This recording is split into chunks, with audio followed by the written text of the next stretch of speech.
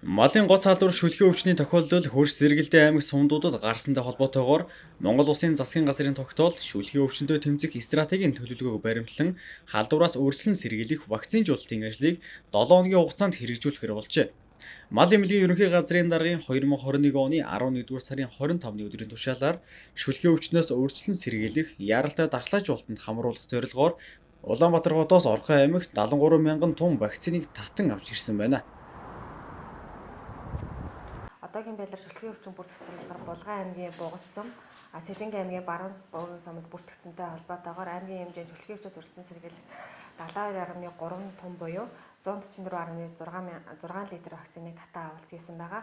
Өнөөдрийн байдлаар одоо Баян Өндөр Жаргалан сумын чиглэлд 7 мал эмнэлэг үйлчилгээний нэгж болон 7 чиглэлд 7 эмч, 7 төрийн албаагч, мал баригч гээд нийт 49 хүний бүрэлдэхүүнтэйгээр төрийн албаагчаар ахлуулсан ажлын хэсэг гарч вакцины даргалгаа эхэлж байна. Аймгийн хэмжээнд болохоор нийт бод 21,256, бог 93,600 мал амтан вакцинжуулах төлөвлөгөө гаргаа ажиллаж байна.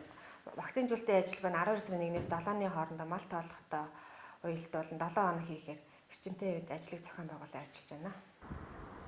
Орхон аймагт нийт 1237 өрхийн 114,262 мянган толгой малыг шүлгийн өвчнөөс өрсөлдөн сэргийлэх вакцинд хамруулах юм тус үйл ажиллагааны зардалд аймгийн онцгой комиссоос 11 сая төгрөгийг гаргуулan ажлын хэсэг тус бүр 1 малын эмч, 4 мал баригч, жолооч, ахлах гэсэн бүрэлдэхүүнтэйгээр вакцинжуулалтын ажлыг зохион байгуулах юм байна.